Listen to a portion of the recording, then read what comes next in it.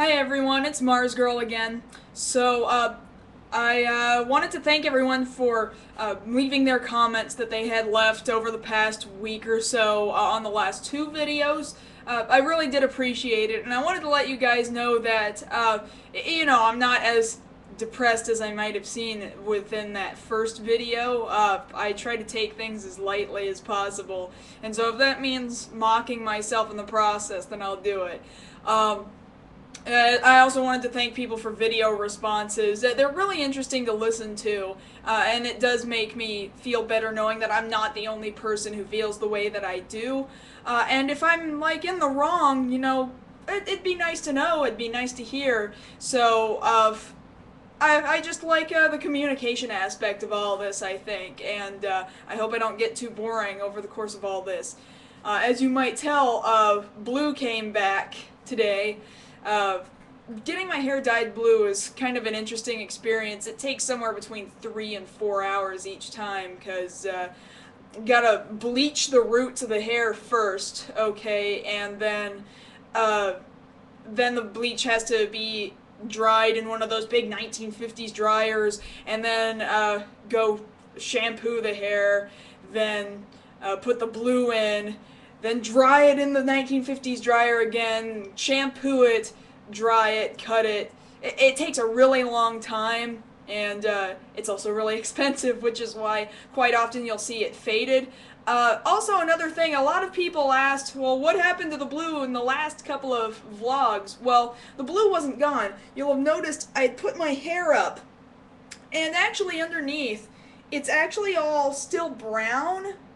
I don't know how clearly you can tell, but it's only the top layer of my hair that's actually blue, so that when I put my hair up, it's more like it looks like it's streaks of blue than the whole head of hair actually being blue. So that just looks a lot less shocking when I put it up, and I dyed my hair initially blue at first because I finally have a job that allows me to actually have hair color that's not natural, because I do work over the phones, so nobody actually, the customers don't actually see my face. And for an internet audience, obviously the internet audience isn't going to care all that much. So, what else is going on? So it's less than a week from my trip to Japan for 2 weeks. Have some really interesting stuff coming up. That I don't necessarily want to give away right away, but I'm really excited. I actually got some questions from Goku Fievel, who's done a couple of responses to videos of mine in the past, mostly my anime news editorials. I decided to go ahead and address it here in a vlog, considering he said that it would be cool if I did a video response anyway. There's like 5 questions listed here. One of them was, how much money should I bring? It's completely up to you. I personally think about, okay, what do I not need to spend money on? For example, I don't need CDs, I don't need anime, I don't need manga that badly, unless it's something that you completely can't get over here, and even then, those kind of things are pretty easy to find on the internet and such, and you'll probably get a better deal shopping around on the internet than you will going up to, say, a retail store in Japan, and they're gonna be like, oh, what a stupid foreigner, I'm rich now. Bring enough money to, of course, eat. It's also, of course, going to depend on the length of time. I'm going to be there for 2 weeks. Quite honestly, I'm probably only going to have like $500 spending money. And I know that seems like a real small amount, but I have a camera. That's really all I need. Footage of myself, my group, and Japan. That's really about all I need. Things I personally really like are like t-shirts, okay? Really simple things, like been there, done that, got the t-shirt. Something I can wear and use all the time. So that's the kind of stuff I spend my money on, stuff that's like 20, 25 bucks, and I'm probably not going to collect a lot of it. So for me, like $500 spending money. Otherwise the trip is pretty cheap. I managed to get round-trip tickets for under $900, and I'm staying at hostels, and those hostels are like $30 a person per night. So, I mean, yeah, I could have spent a lot more money and gotten really nice rooms, but at the same time, at my age, I don't really care. I don't really mind. I really like interacting with all kinds of other people from other countries, too. It's really interesting. I've done it before a few times in previous trips. I really actually enjoy hostels. Let's see, what other questions we got here. Number 2, Akihabara, that's the Toontown of video games and anime, right? That's where I want to go. Any specific place I should see?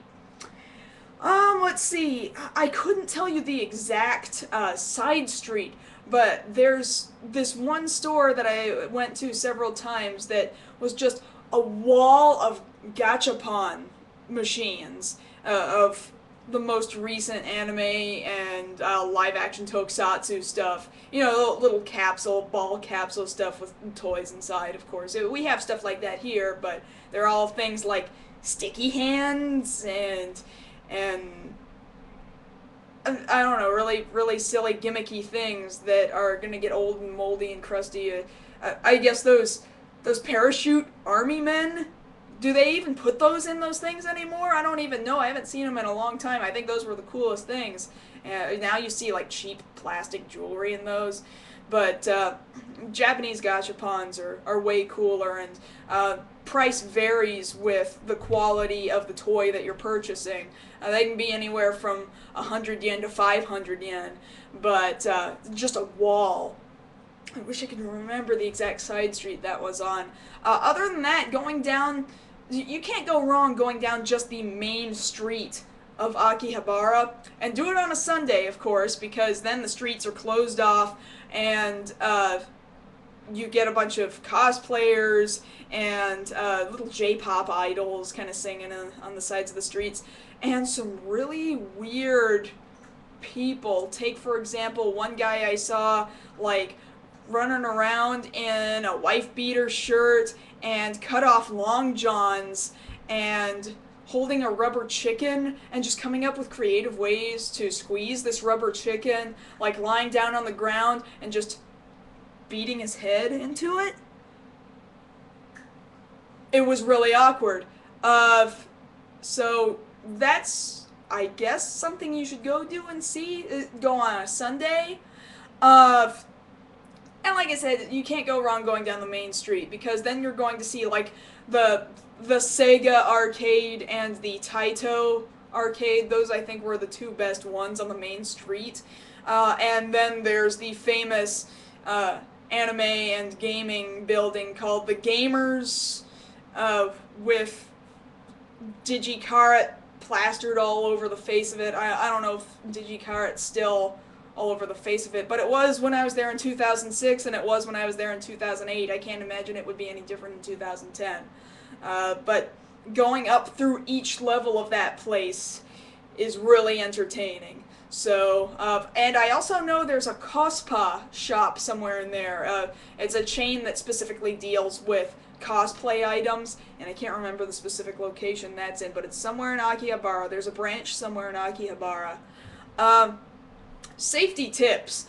Number 3, safety tips. How do I not get mugged or severely offend the Japanese? I know they drink and can go from really friendly to really pissed off in the blink of an eye. How do I avoid that? You know, I never really had much of a run-in with really offending anybody. I, of course, never got mugged. Japan is, in general, really quite safe. I think it was most risky for me, if only because I was female, and if you've ever seen my From America to Japan travel blogs, I tell a story in one of them that was just completely unwarranted, and I don't think I could have possibly avoided it, but amongst my classmates, we called this guy the fishhook face rapist. I'm sorry if that's an offensive set of terms there, but, you know, just out of nowhere, as we're walking down the streets of Akihabara, this guy comes along and he grabs my face from this direction